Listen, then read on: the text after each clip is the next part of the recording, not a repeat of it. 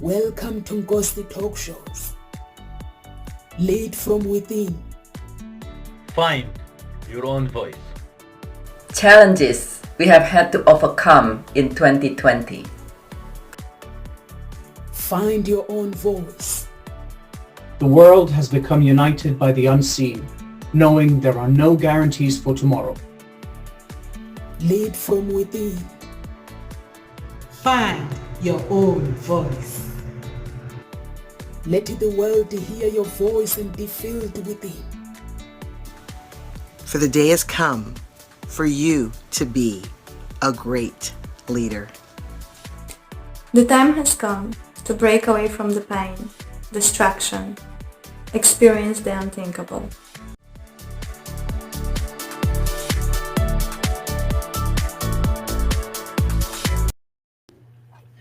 Let the world hear your voice and be filled within, and find your own voice. Over to you, Carol Ann. Please introduce yourself to our audience.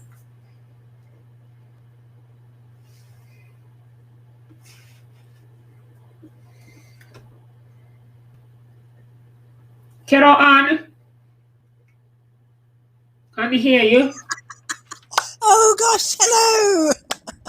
My voice can now be heard. Oh dear, we have a habit of muting ourselves. And I do that all the time. Yes, and that's something that I actually help soul-driven entrepreneurs with.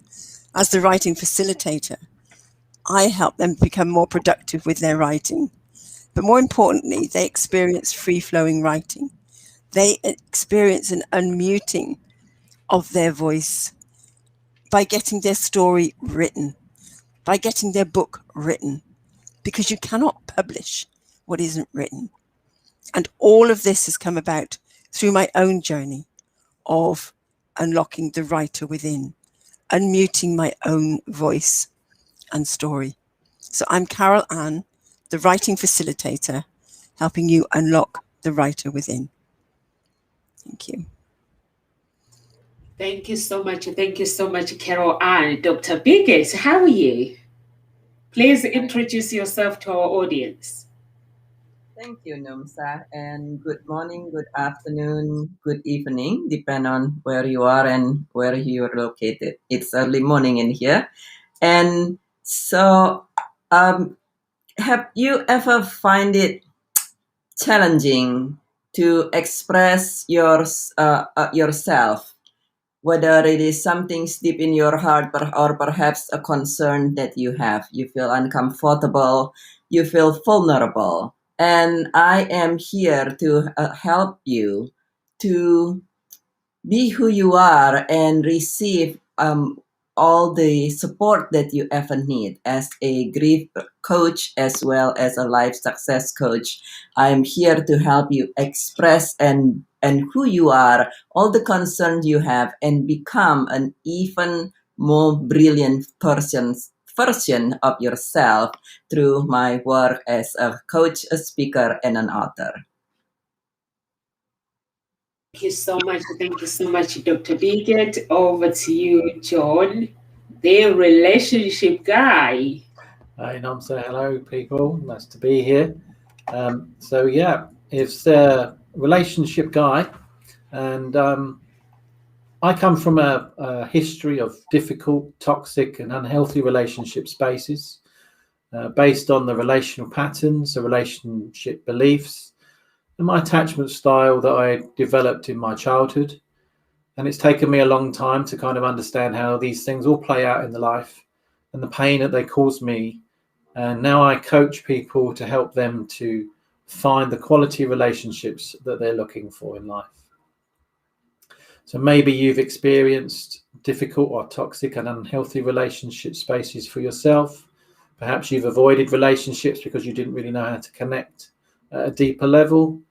Or perhaps maybe you've spent a lot of time in your career and your business and you've never really given the time over to relationships for your own personal reasons. And now you're looking for someone to complement your lifestyle. And that's how I help people with my coaching. So I'm John Kenny. I'm the relationship guy. and I'm a coach to successful singles who struggle with intimate relationships. Thank you so much. Thank you so much, John Kenny. So our topic today is, why do people find it hard to talk about mentally health problems? It's mostly men, they find it hard, and there are some few women and teenagers as well. Lots of teenagers, they find it hard to talk about mentally health problems. Maybe it's because of the society, or maybe it's because of they don't want to be judged, or maybe it's because they don't want to be seen as different. There are so many reasons why people, they don't want to talk about mental health problems. So John, I'm going to start with you.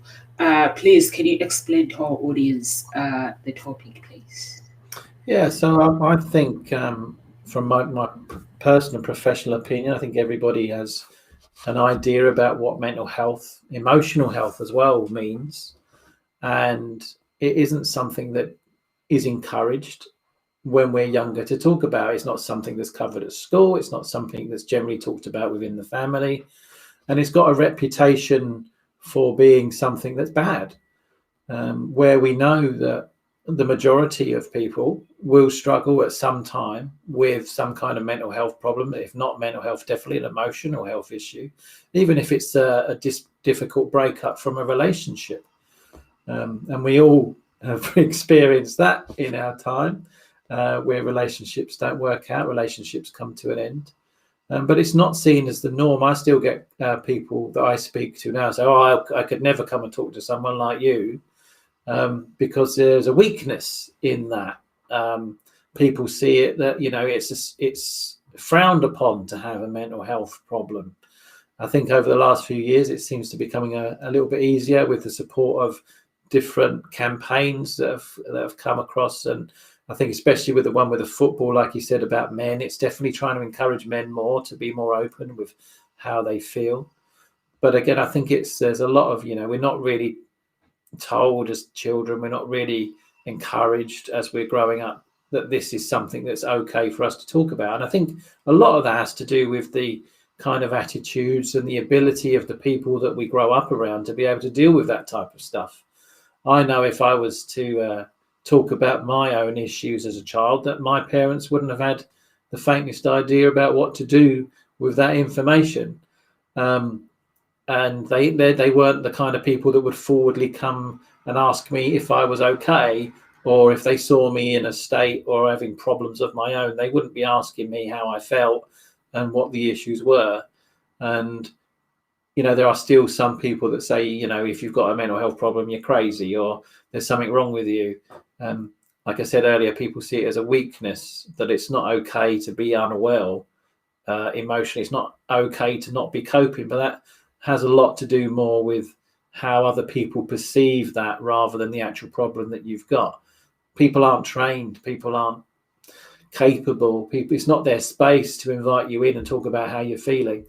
And that's why it's so important there are people out there like us that create the space for people to come to when they are struggling.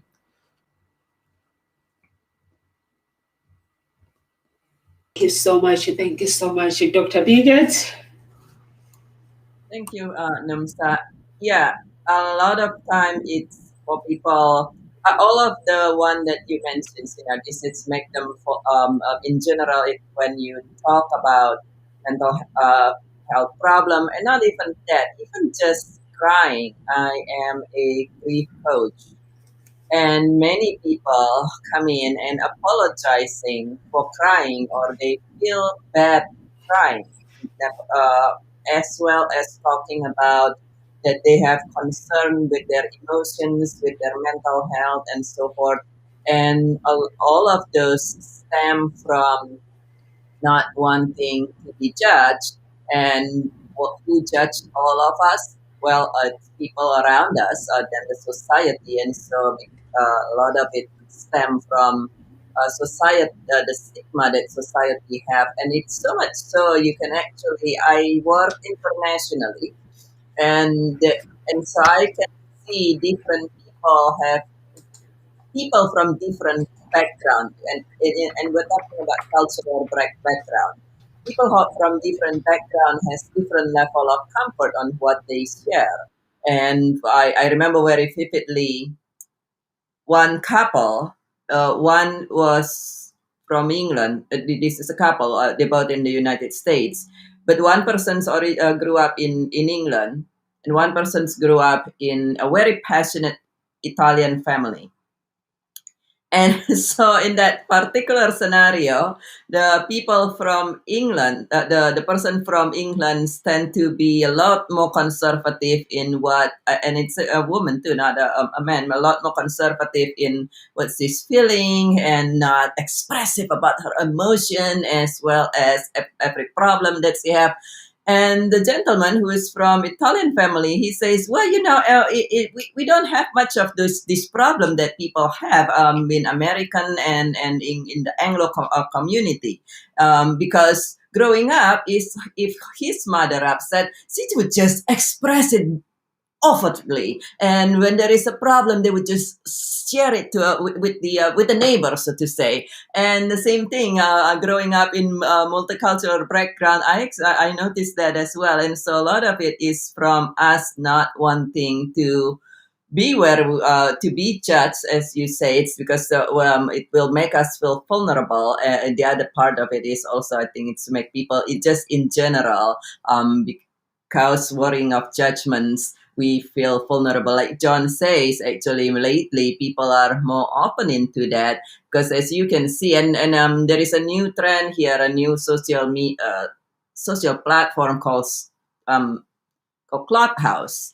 And it's very interesting to see where you hear somebody start talking about, oh, I have this problem. And then before you know it, half of the audience jumping in and said, oh, I have this problem too, because now they have permissions to say and to speak their mind and speak your concerns by having a camaraderie.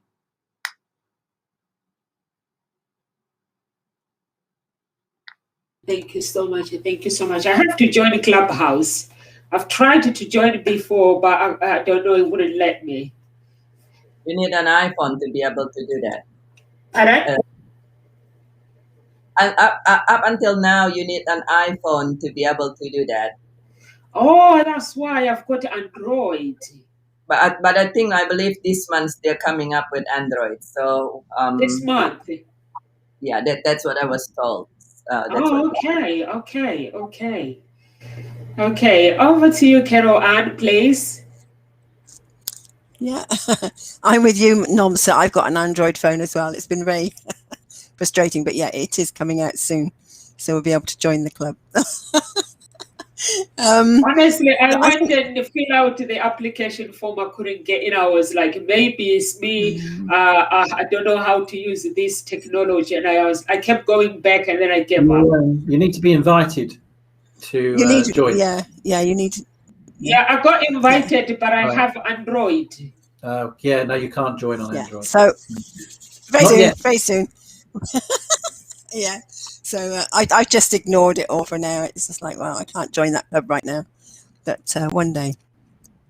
And I think going back to our people don't find it hard to talk about mental health or what they're going through is possibly from the stigma that it's had over the years in the past,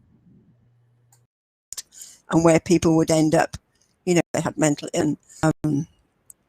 And so it's like thought, well, if I start talking about that, I'm seen as crazy. I might get shut away, and even though that's not the way things are these days, I think there's still that inherent thought that hasn't actually fully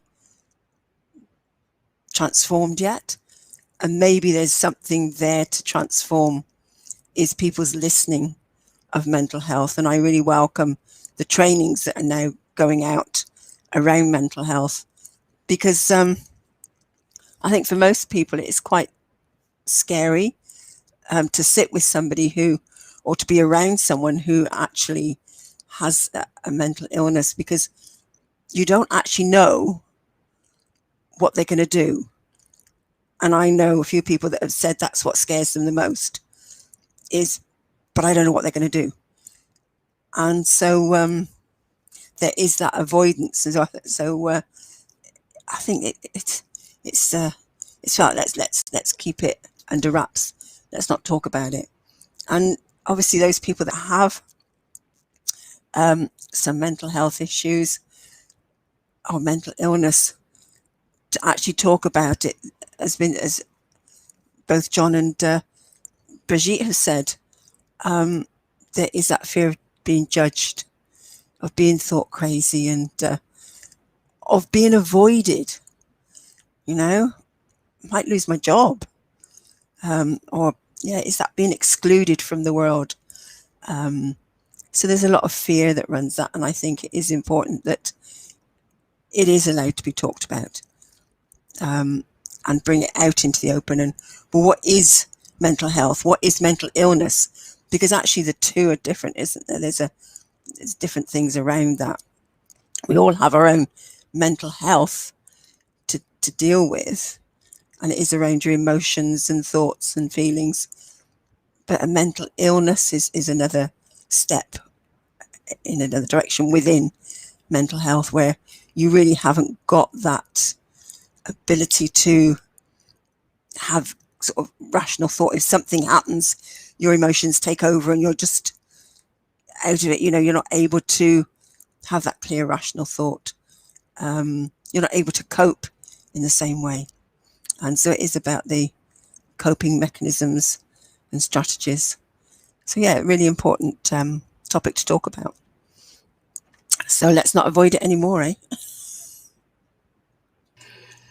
Thank you so much. Thank you so much, Dr. Birgget and John and Carol Ann. Yes, sometimes I think people fear of being judged. You guys are right. I am muted, Emma. Oh, for a change, I'm not. We can hear you. We can hear you. Yeah, so people worry about what people think. And then things get worse. But if you sort it out very, very quickly and have people to talk to about, sometimes people don't want to be treated different, and they worry that people might judge them differently. They might start spreading rumors about what they are going through, or there's so many things that it's just silly things that people worry about. But I think basically, if someone knows that things are not going well, because it starts with the depression. When you have a depression, and that depression, if it's not dealt with very, very quickly, it can easily go into mentally health problems. So you need to make sure that you need to deal with things. If you are watching, you need to deal with things properly and seek help. I know when I was going through divorce, I felt like something hit my head. My head was all of a sudden is normal, but then I felt different. I remember walking to the doctor, and the doctor says, "What is wrong, Mom?" So I was like, "I don't know. I can't tell you." And he's like, "Oh, why are you here?" Then I'm like, "My head. Something is wrong with my head. I just feel different. I just feel like I have a shock. My body, I feel weak. I don't know what's going on." And it was like, "What's happening to your life?" Then when I told him this is what I'm going through, he said, "I'm glad that you came quickly." That week, the moment when I felt different, that's when I went to the doctor. I never went on medication because I had to get someone to talk to straight away, to talk about my troubles, to talk about the things that were bothering me. So basically, my body, my brain was starting to produce chemicals because of the shock, because of the change of the situation. So people don't want to talk about problems. So for me, when I feel this way, I recognize it straight away that the way I feel normally is different. Why am I feeling this way? And when I explained to my GP, this is what I'm going through, and he was like, "Don't worry, you'll be fine. It's a shock. If you don't, it will become a mental health problem." So he was like, "Would you like to talk to someone?" I was like, "Yes, please." And I was lucky The following day, I think that week, I got someone to talk to, but I think I had so many psychologists in that process talking to. It wasn't going into my head. Sometimes you make a decision, you know what I mean? You guys are coaches. You make a decision, you say, I need to seek help. But when you are seeking that help, you think in your head that you've made a decision, but you haven't, to change. So I had made a decision that I don't feel good. And I found myself talking to psychologists, doing the exercises that they were giving me. But when I got a breakthrough, it was when I left them. My head just one day I woke up, I was like, oh, actually I'm making a decision to change. I don't like feeling this way. Then it changed. Everything changed on its own. But it was because I was willing to accept it. I was being told, I was being forced to do it. It was me willing to change things in my life. It was me recognizing that things are not right. They are not the way they should be. It was me wanting to move forward. Whatever was going on in my life, I wanted to leave everything behind and accept and forgive myself. So that was all about forgiveness, because you feel when you're in a relationship for a long time, sometimes people can feel shame, but there's no shame about it. If a relationship falls apart, it falls apart. We don't have control about it. But at the time I didn't know. I thought it was shame. I'm going to bring shame to my family. So that's what was going on. Over to you, John Kenny, please. Yeah, I think that's an interesting point that you made about you making a decision to do something about it. I think that's one of the issues, obviously, as well, with people not being able to admit that they've got a problem, is that sometimes it's what you do. If you live your life full of problems, then you don't have a tendency sometimes to really want to be able to change your problems, because you get so used to being in that space. You get so used to kind of having that as who you are. It's part of your life. And if you then have to change that, even though you know that you're in a space where you're not coping very well, that you're not very happy, that there are things going wrong, that you're really struggling, if that's what you're used to, then that can be another reason why people don't admit to having a problem. Because if you have to admit you've got a problem, then someone's probably going to tell you that you could do something about it. And if you're not the kind of person that really wants to do something about it because you're so used to being in that space, then to change can feel really, really difficult. And like you said, you could have gone and got some help. You came away from getting your help and you could have decided not to change anything at all. You could have gone straight back in to the space that you were in before, because that would have been your choice. That's what you're used to, and that's all you know. So again, it's important that when someone is in that space, is that they check in and say, okay, is this a good space for me to be in? I know this is a space that I'm used to. Change feels a bit scary. Change feels different. But what is the best thing for me to do? Is it the best thing for me to do to talk to someone about this so that I can start to feel better? Or am I going to allow myself to be stuck in this space forever? Some people will. I mean, we know there are people out there, and I'm sure you've probably met them yourself. They're always happy to complain. They're always happy to tell you how bad their life is. They're always, stuck in their own negative spaces. And no matter what you say to them or what you do, that's never going to change, because they're not ready within themselves to address their own problems. So that's another reason why I think mental health isn't really discussed, because people get used to being in a space that creates the problems that they're used to, and they don't feel like they can or really want to enough. They're not motivated enough to step out of that space for themselves. So yeah, I think that's another reason why mental health, emotional health problems are not vocalized, because it means generally, if I vocalize it, I've got to act on it. And if I'm not ready to act on it, I'm not going to talk about it. Thank you so much. Thank you so much, John. Anyone who has a comment, who want to comment of what John has just said? Yeah, I think I agree with John. Some people know that they have problem, but they're not ready to do anything about that for whatever reason it is. And some people, I would say, simply literally they just don't know. They don't know any better. They don't even realize that they're not supposed to feel that way. People with postpartum depressions, for instance. Nowadays, it's very well known. A lot of time, if you go to your doctor or community service or so forth, they will tell you about the risk of postpartum depressions, where you become very depressed after you give birth because of multiple different reasons.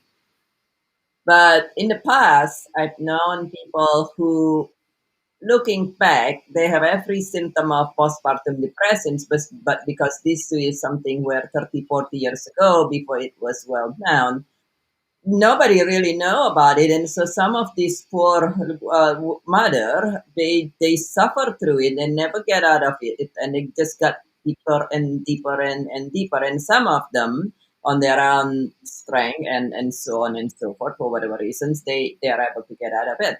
But many of them that I know, because to me, when I grew up, looking back at people whom I know, this was a while ago, and they don't know. They just thought, well, and it's there are changes in life, and they said, oh, now I'm not sleeping well, which is contribute to part of it. I'm not sleeping well. I have to change my habit. It's almost like grief. For most people, grief is when you have grief when you experience death, divorce, or dire diagnosis, which I call it the 3D. Many people don't know that grief is the unsettling feelings caused by a change in your familiar routine. So any change that come in your life, including having something wonderful like having a baby, getting married, getting a promotion, moving, even if it's moving to your dream home, can cause unsettling feelings and can cause you to grieve. So it's kind of, to me, it's very interesting topic, because with grief, we're still in the same land where people are grieving and not aware that they are grieving, actually. And so sometimes it's awareness. People just simply don't know. Like the example I use with the postpartum depressions, in the past, they're like, oh, I have no idea. And even now, there are more people than, say, even just 5 to 10 years ago, that's more aware about, oh yeah, this could be grieving. And so I think it's a part of it is awareness, not knowing that this is actually something, that a concern that can be addressed and resolved.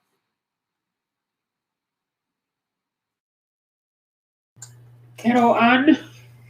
I think what Dr. Birgget has just said there about not knowing that it's something that can be addressed is quite a pertinent point there, because when it is something that you're just used to, you sort of, and even if it does get worse in the way you are, it's because you're so in that you don't really realize how things are. And I remember when I was in my mid-30s, late 30s, and going through it, and really sort of going into, I just seemed to be crying a lot. I didn't seem to be able to cope. There were certain times when I couldn't cope as well as I used to. And I was sort of approaching my 40s, and the doctor didn't seem to be able to help in any way. And I found somebody who was sexologist, and she was actually training in allergy testing through kinesiology. And I just happened to have a conversation with her and then have a session with her, and became a case study with her for her training, because she, while I was having some reflexology with her, I just started saying to her, well, all of the things that were happening and how I was feeling and not being able to cope in the way I used to, and the crying and and she said, have you ever heard of Candida albicans? I went, no. And she literally listed a 4-page sheet of symptoms, and I went, wow. Nearly all of those, I was on, yeah. And all of a sudden, I felt heard. I felt as if somebody understood what was going on for me. And I think that's a key point here, is that sometimes mental health and things that are going on for you get dismissed. Oh, it's all in your head. Or, it's normal, just part of life. And so we feel that there isn't anything to do and that we shouldn't be talking about it. And in that moment, it gave me permission to talk about it, to realize that actually there was something here that could be dealt with. And so we started then looking at actually the foods that I was allergic to. And I think that's something else we don't take into consideration, our diet and what we eat and how that impacts us. And I started then avoiding certain foods, and literally my whole way of being changed. I was calmer. I was able to cope with things. My head was clearer. I wasn't crying as much. I wasn't getting so upset. And everything changed. But it's because I found myself talking to someone. And I think that is the key. Is talking. There is a way. And if you think that there isn't any way out, there is. And I recently, a few years ago, I actually unlocked something within myself around my mum, because my mum, when I was a lot younger, she couldn't cope very well, and she was on Valium, and it got to a point where she realized that she was addicted to it, and she would then try to get herself off of it. And what I unlocked in myself was some inner knowing that actually these tablets weren't actually doing my mum any good. And it was really quite strange, but in those days that was all that was known, and I think now we have other knowledge that actually isn't just about just medicate yourself. Maybe that's okay for short term, but really be aware that there are so many other ways of dealing with this now. And it's just about talking with people and coming, researching, looking into it, and understanding what is going on in your own body that has you that way, or has you behave in the way that you're behaving. So, and as John was saying, yes, I'm like comfort. It is that comfort zone. Well, what I know, and even if you're offered a way out or things, change is scary. And it is sometimes this better the devil you know than the devil you don't sort of thing. And it's like, it doesn't have to be that way. So yeah, it's about just acknowledging where you're at and being willing to just explore something else. It doesn't mean that you have to take it on board, but it is about being open to discussion and researching and really looking into it and really understanding what is going on for yourself. So yeah, just know that there are other ways. There is a way out. You're not stuck in this way of being forever. You don't have to be. Yeah. Thank you so much. Where there is life, there is a way. So actually, Carol Ann, you spoke about it's all in your head. The people normally say it actually sounds like men. Men, they say that when they are not, I've had lots of few men, and when their wives, they talk to them mostly when I visit, they're like, it's the term they use, it's all in your head, it's all in your head. So if you are a man, you're watching, and you think mental health problems is not something that you should be seen dealing with, or when you deal with it or you talk about it to people, it means it shows weakness. Guess what? You are a human being. I don't know who actually told men that they're not allowed to cry. I don't know who told men that they're not allowed to do this, they're not allowed to do this, they have to be seen as strong. But you don't have to be like that. You if you don't feel too good, you have to actually deal with it, deal with the mental health problems. People are gonna judge you. I'm not gonna lie to you. But guess what? Who cares? You are healing yourself. When you take that step and saying, admitting that this is who I am, this is what I'm going through. Forget about what Nomsa thinks, because you are healing. Nomsa might be going through her own problems and she doesn't have the courage to step up and sort out her problems. So if you are going through something and you think, oh, I'm going to be judged if I start talking about mental health problems, or if I start talking about depression, you're not going to be judged. People are going to judge you. Whatever you do, any good thing that you do, you'll find somebody judging you. But whatever you do, you have to understand that it is your business what you do, not Nomsa's business, not anybody's business.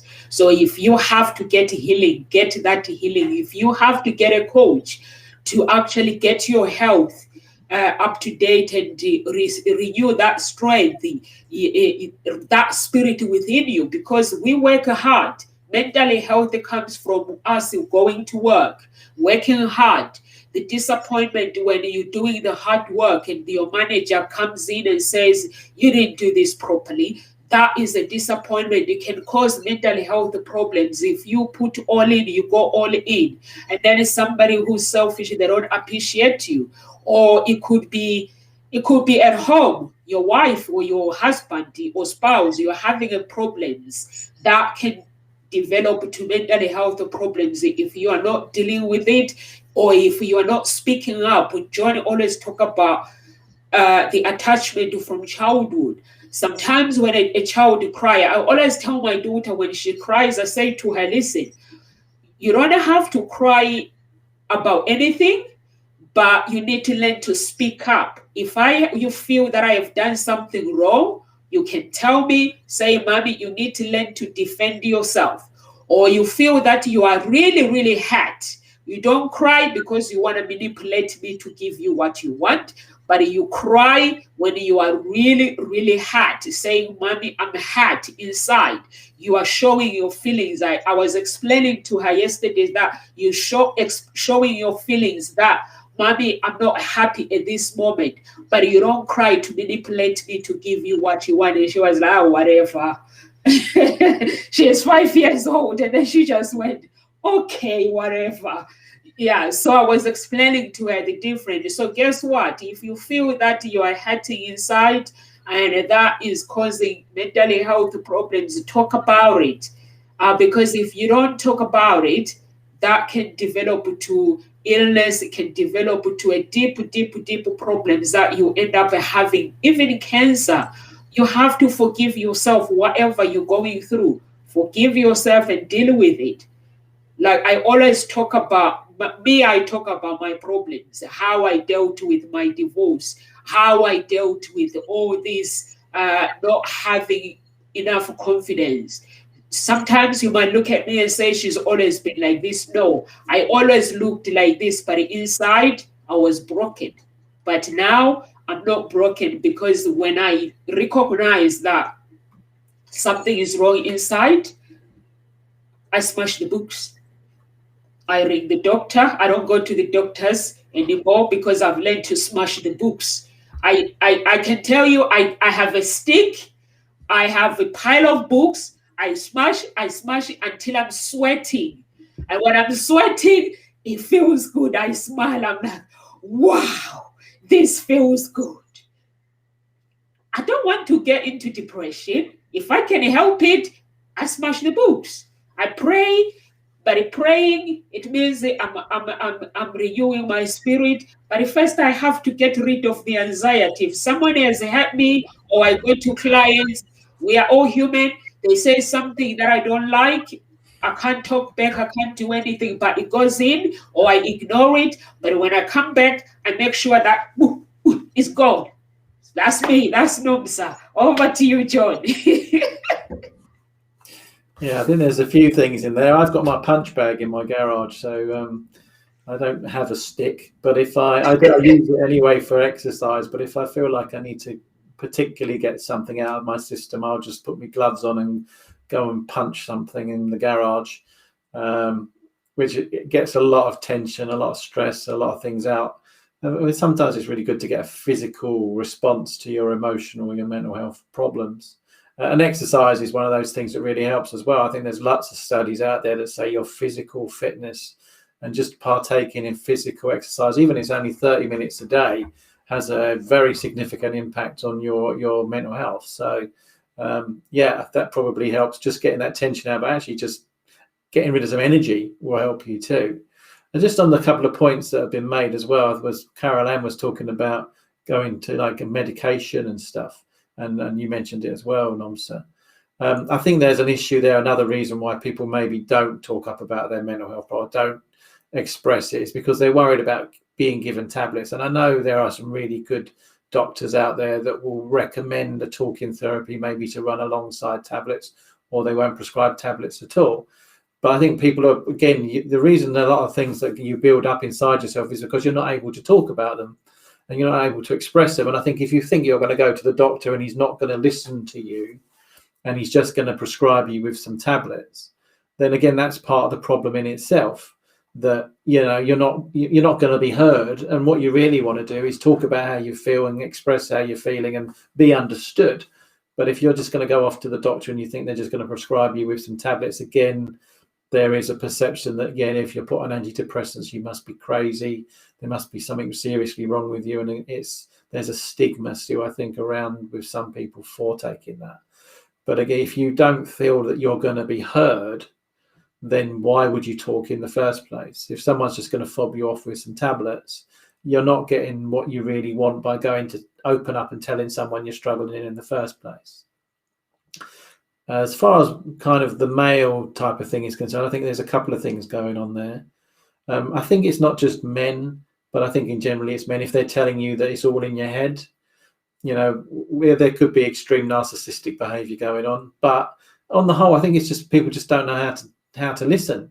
You know, if I come to you and tell you that I'm really struggling, especially with men, it's generally the first thing they go to is, how do I fix this?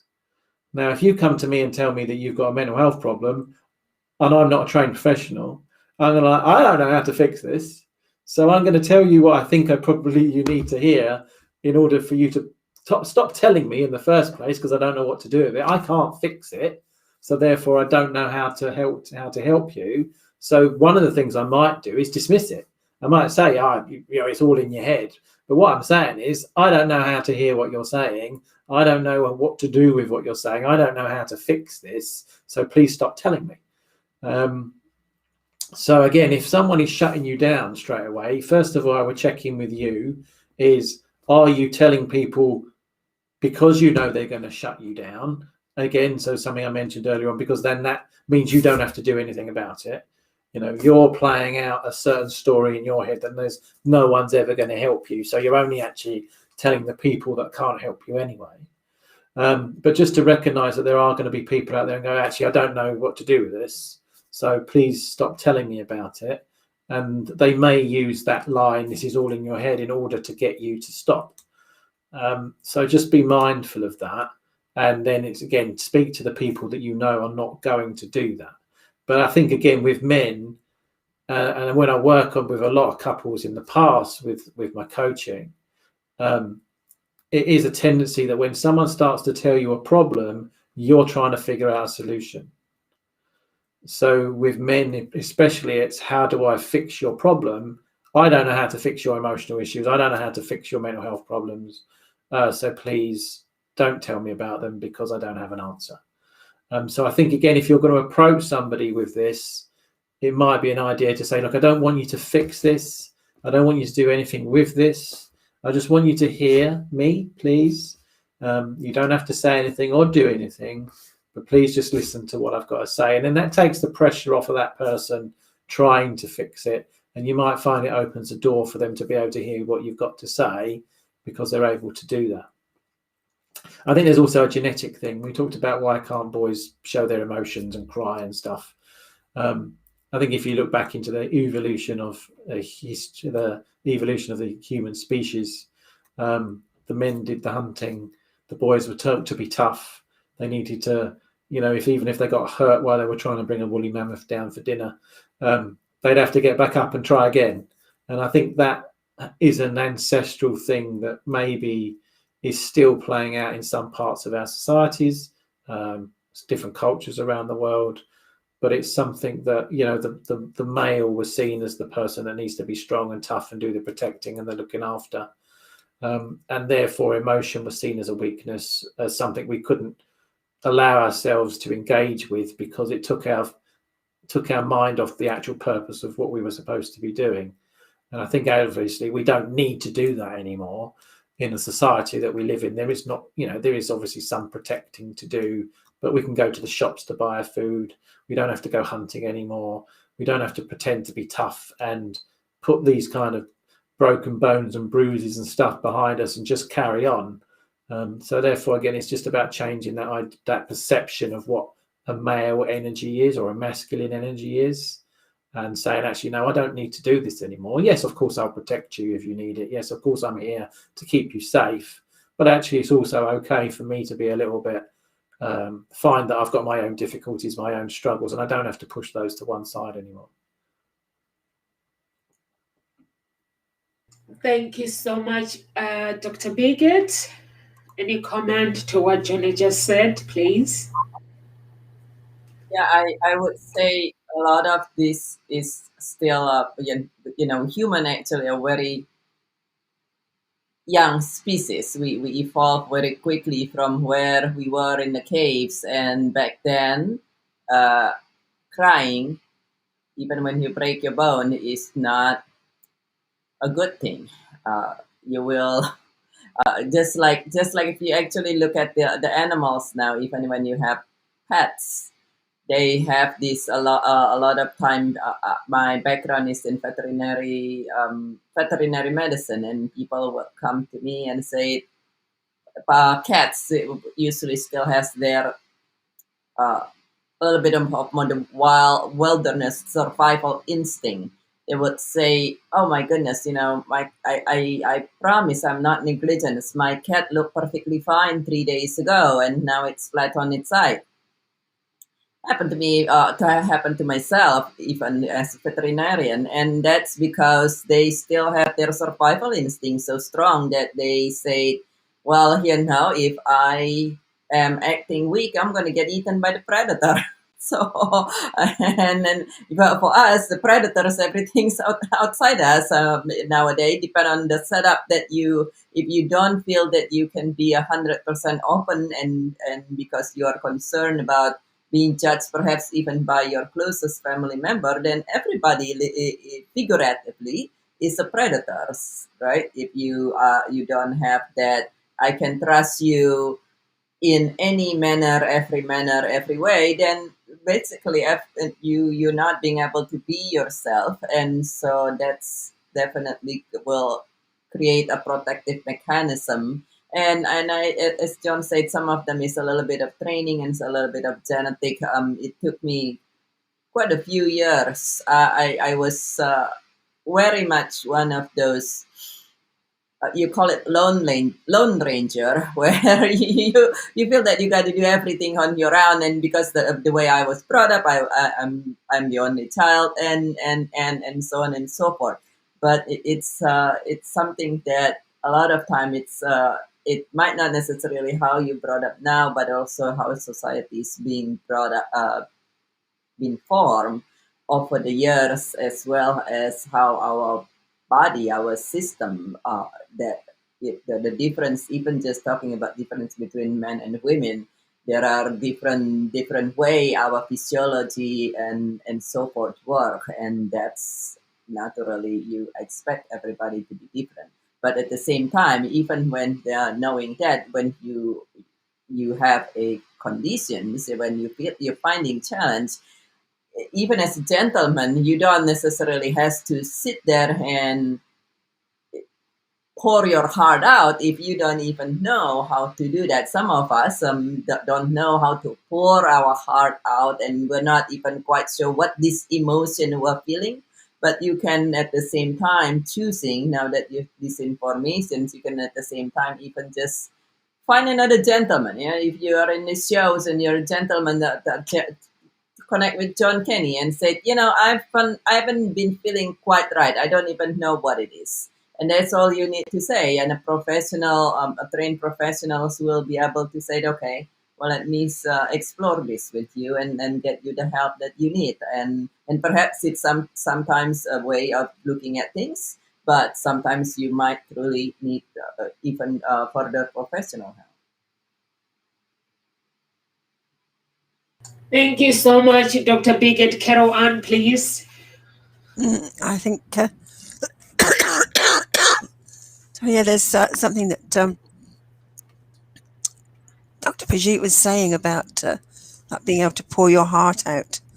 And I think we're very often, we find that difficult to do, but we're often closed down and stopped from doing that and made to feel that that's wrong.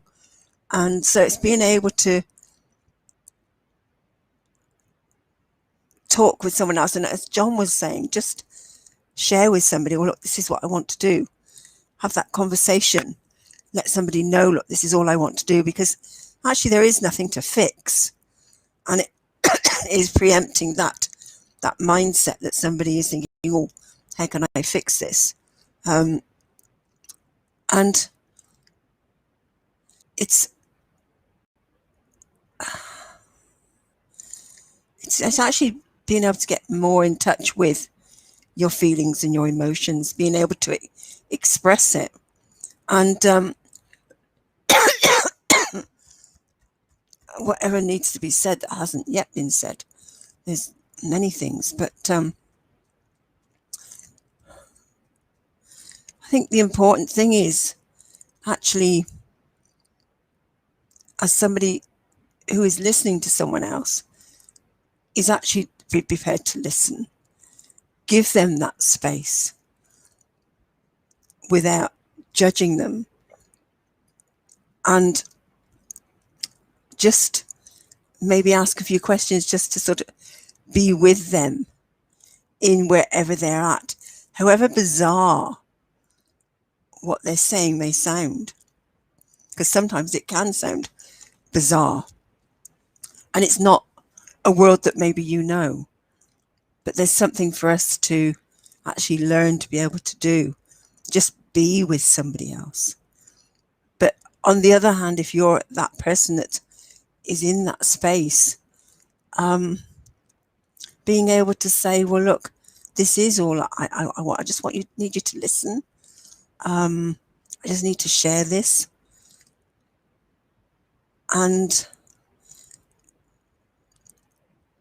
make it okay for that person to say, look, I don't think I can do this right now, without judging them for saying, look, I can't do this. It's a two-way thing, isn't it? We fear being judged because we've got these mental health issues that we want to deal with. But there's also a judgment that someone won't listen or won't be able to listen. Or so judgment is a great thing both ways. Let's just let go of judgment. Let go of judgment. And I know emotions are the hardest thing that most people find to talk about and to be with. And I know that from the experience of working with the journey work. Sorry. Brandon Bays with the journey, one of her journey processes is the emotional journey. And that one, most people, can feel the avoidance of just being in the emotion, and actually they find it very hard to even give the emotion a name. We don't seem to have a wide vocabulary of words for emotions. And I think that's something else to open up into, and that's something that I've found the more that I've opened up into being with emotions and being able to find a word to describe what's here for me right now. But it is accepting whatever word I use is perfect. And so if you're sitting with somebody, it's not about changing their word and say, oh, well, you mean this. What they say is what they say, and it's perfect for them. That is the right word in that moment. And so it's listening to it and using it. And then being able to expand on that. But really be able to be with what's here in the moment without trying to push it away, without trying to judge it. Just give it some language, just give it some words. And actually, it will shift. There is a scientific study that has said anything observed changes its own nature. It changes. They've shown it, that things that have been observed, the pattern changes, the behavior changes. So just being able to observe what you're going through and how you're feeling can open up into something else. So it is being able to have these skills of listening, understanding emotions, having language to express them, being willing to listen to somebody else, being able to give them that time, but also being able to ask for that time and ask if that is the right person, and talk to, and be able to pour out what's there for you in that moment and just let it out. That's a real gift both ways. It's a gift that you can give someone else by saying, this is what I want to do, and give them permission to say, well, no, I can't do that right now. And maybe find somebody else. Maybe they can suggest someone. You could say, well, do you know somebody that could? There's that request, and they can then support you, and they're then less likely to feel guilty because they can't support you in that moment. It's finding better questions, other questions that open up that space for healing to happen, because there is nothing to fix. It's just something that wants healing, and healing is just making something whole again. Something that's not fully whole, just heal. So it's an ongoing exploration of who we are as human beings, I think, and what mental health is, what emotions are and how to be with them, and our language and being in communication. So they're the real sticking points, I think, more than anything. Yeah. Thank you so much, Carol Ann, and for those who are watching, and please just watch the video. If you have any problems, like Carol Ann says, don't be afraid of people judging you, because if you live that life, I used to live that life, it doesn't get you anywhere. You get frustrated, and you get more stress. And what I've realized, something that I never realized before I took personal development. Every people that I hang out with, when they speak the language, I find that before I will have to change my language to fit that club. I used to do that. like Carol Anno was talking about the language. I used to do that. If they are happy, their life is happy, I have to pretend to be happy. And if you meet them and they're telling you about this, my character has to be that character. I felt that way. But once I took my personal development, I was like, what's the heck has been going on with Nomsa? What have I been doing? Honestly, it's painful. So live your life. If you have mental health problems, don't be afraid of talking about it. Find champion. I always talk about champion in your life. Somebody who is a champion in your life. You can't go and talk about to anyone that is going to dismiss you and be negative. Find the people that you know. You are there for them. They are there for you. And just say, guys, I don't feel too good. Or this is what I'm going through. They're not going to judge you. You choose friends. The friends that you select, they reflect who you are as a character. If you are a good person, obviously you chose those people, you trust them, and you want them to be in your life. So if you feel that, choose one person to talk to or go to a talk show. These coaches are here to listen to you. You have 30 speakers. If it means ringing each and every one of them, getting 30 minutes of free consultation, please do it. If it's going to get you out of mental health problems, do it. Just ring them, free consultation. When you finish with John, say, thank you so much, John. Go to Dr. Birgget. Going to the next stage and saying, I spoke to John, this is where I am, or if you can't afford them. That's how you do things, by taking action. So, John Kenny, any words of encouragement you would like to leave with our audience before we leave? Yeah, I think that there's something that came up there about judgment. And we'll only allow ourselves to be judged by others the way that we judge ourselves. So if you find that you're not going to seek help because of your fear of judgment, you probably are holding on to something is around judgment of yourself in that space as well. So I would check in with what that might be, what you're holding yourself back for. But if you need help, there is help out there. As Nomsa said, there's always somebody you can talk to, even if you ring a free phone like in the UK, like you have the Samaritans, and you really need to just offload. They are trained. There are people trained to listen. Not necessarily maybe able to solve the problem that you're struggling with, but at least you'll be able to get it off your chest and have someone that's completely there for you, so you won't feel judged, that you will feel heard, you will feel held, you will feel safe, and it's okay for you to find that space for yourself in order to resolve the problems that you might be struggling with.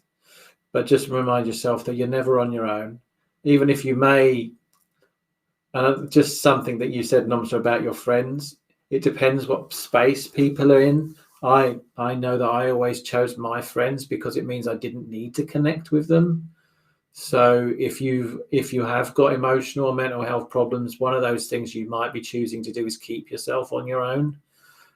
So that's why seeking out professional help might be really important. And that'll also then help you to shift your choice in relationships too. So if you are choosing to have people in your life that can't be there to help you, you'll be doing that for a reason. And that's probably one of the reasons why you've got emotional mental health problems in the first place, because of the way that you're doing things yourself. So just be mindful of that. So if you don't feel like there's anyone there to listen to you, for you to talk to, be aware of actually there's always somebody available. Even if it's a phone call to the Samaritans, there are plenty of low-cost, helpful places out there that you can go to if you can't get in to see your GP, or if the waiting list for help in your area is too long and you're financially restricted. There are low-cost services, especially quite a lot now since we've been having the pandemic. I actually am a director of a low-cost therapy agency myself. Where we only helped people in the local area before the lockdown. We now offer telephone and online services, so we're helping people all over the country. So, there's always somebody out there that can help you. So don't hold yourself back if you need help.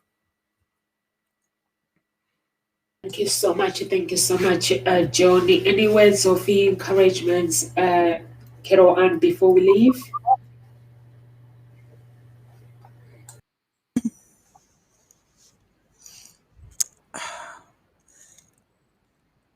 Oh, that's right. There was something popped in my head and it went and it's just come back again as I sat here. If you find yourself thinking, but I've tried everything, think. Make that be an alarm. If you find yourself saying, but I've tried everything, there's always something else that you can try that you've maybe not heard of. Stay open, rephrase it and say, well, I've tried a lot of things and so far doesn't seem to have worked. That allows you to stay open and think, well, maybe there's something else that I haven't yet experienced or that I know of. And it allows for that to then come to you because there are so many things out there. And there are new things coming, all the time. I know that I've often thought, oh my goodness, there's this and there's that. And I think I've got the answer. And then all of a sudden I find something else and I go, wow. So there are so many things. So please listen to what you're saying and know that you can't have tried everything. It may feel that way, but that's not actually the truth. So just rephrase it, stay open, that there is something else out there that can help you and that can assist you in the healing. Yeah. Thank you so much. Thank you so much, Carol. And Dr. Birgget, please. Yes, definitely. Thank you, Namita. I would say just know that you are not alone. You many times when we have things going on, we feel that they're wrong with us, and there is nothing wrong with you. Perhaps you're having some challenge, but you're not like in your core is wrong. You are not broken, even if you feel that everything is broken and you are broken. You're not broken. So know that you're not alone. You're not. That there is, as we all say, there is help if you are to reach out, but you do need to reach out, otherwise we would never even know that you needed help. And if you have tried something, there is always different way. I was for over 20 years was have clinical depressions and this and that and this and that, and over time it's actually I was able to resolve them all. And so there is always help if you reach out.